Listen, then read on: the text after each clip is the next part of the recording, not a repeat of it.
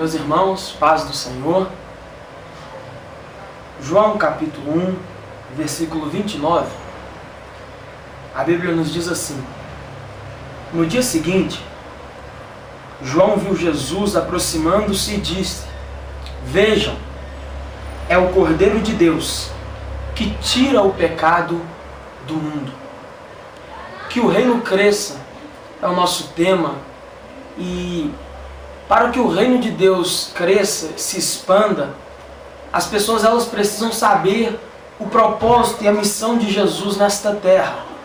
Jesus Cristo, ele é o Cordeiro de Deus que tira o pecado do mundo. Para que o reino de Deus se expanda por toda a terra, a minha missão, a sua missão é falar do nome de Jesus, é falar do que Jesus fez na cruz do Calvário com o propósito de tirar o pecado do mundo. Eu gosto disso porque na mensagem da cruz, a centralidade da cruz nos fala da graça de Deus. E a graça de Deus é nada mais, nada menos do que o favor que nós não merecíamos, mas Ele fez por nós. Por exemplo, o apóstolo Paulo diz que todos pecaram e destituídos estão da glória de Deus. Ele também diz que o salário do pecado é a morte. Então todo ser humano, como de forma direta ou indireta, é da descendência de Adão e nasceu debaixo da condenação, da maldição do pecado, ele já nasce com a sentença ao inferno. Só que olha o que é a graça de Deus na vida do ser humano. Ela tira da nossa vida o que a gente merece, que é o inferno, e nos dá aquilo que a gente não merece, que é o céu. Mas para que nós venhamos a receber a graça de Deus, precisamos acreditar no sacrifício de Jesus na cruz do Calvário, com o propósito de tirar o pecado da nossa vida. O maior desejo de Jesus, a bem da verdade, não é nos dar casa, carro, prosperidade. O maior desejo de Jesus é tratar do maior problema da humanidade, o pecado. 1 João capítulo 3, versículo 5, o apóstolo João diz: vocês sabem que para isso ele se manifestou, para tirar os nossos pecados, e nele não há pecado. Então o intuito de Jesus, o propósito de Jesus, a missão de Jesus, o porquê Jesus ter morrido na cruz, foi com o propósito de tirar o pecado da humanidade. Foi com o propósito de sarar as enfermidades causadas pelo pecado na nossa alma, no nosso interior.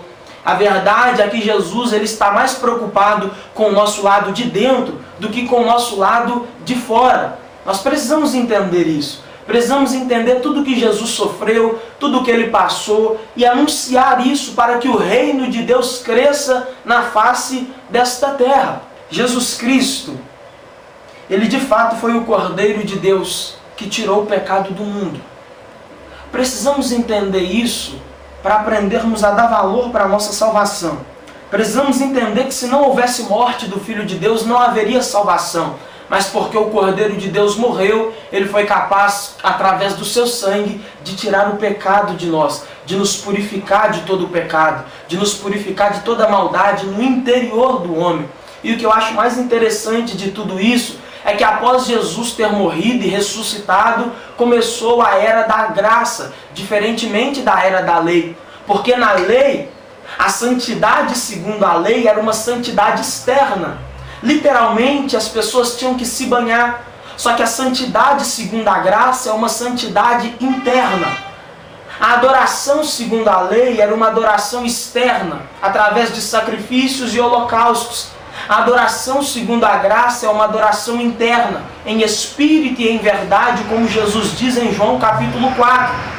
A lei olhava e dizia olho por olho, dente por dente, mão por mão, pé por pé. A graça olha e diz: se o teu inimigo tiver fome, dá de comer. Se tiver sede, dá de beber. Porque fazendo assim, amontoará sobre a sua cabeça brasas vivas. A lei olhava e dizia: ame o teu próximo. A graça olha e nos ensina: ame o teu inimigo e ore por aqueles que vos perseguem. Então a lei, ela era usada pelo homem para condenar os pecadores. A graça, ela é usada por Deus para salvar os pecadores. Por isso ela é mais eficiente do que a lei. Porque enquanto a lei condena, a graça ela salva. Enquanto a lei quer nos condenar, a graça nos justifica através do sangue de Jesus por nós derramado. Precisamos entender isso. que há mais de 2017 anos atrás aconteceu uma audiência lá no céu. Quando Jesus morreu e ressuscitou, aconteceu uma audiência no céu. O Supremo Juiz estava sentado num alto e sublime trono, Deus. Do seu lado direito aparece o advogado de defesa, Jesus Cristo, o justo e fiel. E apareceu também o advogado de acusação, Satanás, que nos acusa diante do Criador.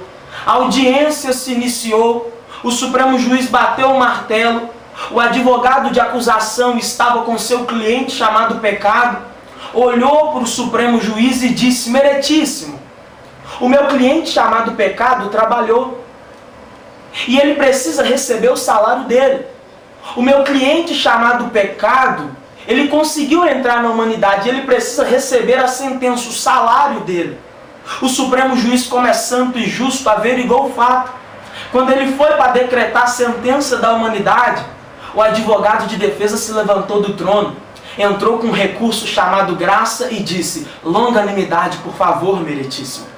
O advogado de acusação, ele não desistiu da primeira vez.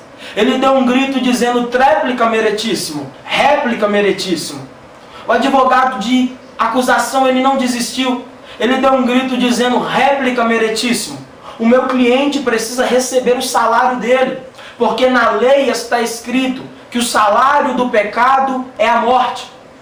O meritíssimo Supremo Juiz iria sentenciar a humanidade, derramar o cálice da sua ira sobre a humanidade.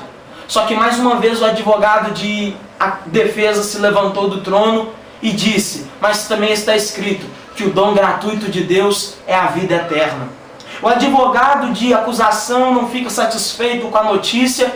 Ele olha para o meritíssimo e diz: nós não sairemos daqui sem ver o preço do salário do meu cliente chamado pecado. E Jesus, para concluir essa audiência, se levantou do trono, arregaçou as mangas da sua túnica e gritou bem forte, dizendo: a cédula que os condenava caiu sobre mim. O castigo que trouxe a paz sobre eles estava sobre mim, e pelas minhas pisaduras eles foram sarados. Precisamos entender isso. Jesus é o Cordeiro de Deus, que tira o pecado do mundo. O apóstolo João disse que ele é a propiciação pelos nossos pecados, não somente pelos nossos, mas pelos de todo mundo.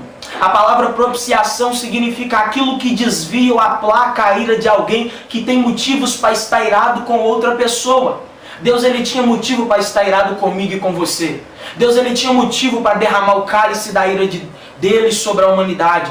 Só que Jesus, ele foi a propiciação pelos nossos pecados. Ele atraiu a ira de Deus para si. Ele pagou o preço pelos nossos pecados. Através da graça, o preço foi pago. Através da graça de Deus revelada em Jesus Cristo, no sacrifício na cruz do Calvário, o preço, a dívida pelos meus e pelos seus pecados, elas foram pagas, porque Jesus, ele assumiu o nosso lugar, ele assumiu o meu e o seu lugar na cruz. Ele foi ferido, ele foi transpassado, ele foi humilhado no meu e no seu lugar. Então precisamos entender isso, que quando ele estava na cruz, ele foi o Cordeiro de Deus que tirou o pecado do mundo.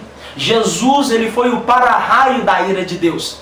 Para a ira de Deus não cair sobre a humanidade, ela caiu sobre ele. Ele atraiu a ira de Deus para si.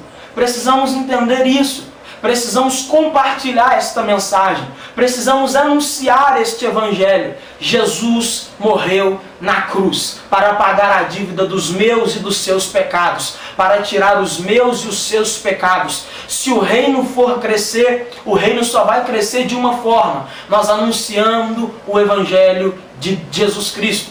O reino só irá crescer, o reino de Deus só irá crescer na face desta terra quando a igreja começar a anunciar a morte e ressurreição de Jesus Cristo, o Cordeiro de Deus que tira o pecado do mundo. Amém. Que Deus em Cristo abençoe sua casa, sua família. Compartilhe essa mensagem. Fale de Jesus com as pessoas, ensine a elas que teve um preço a ser pago.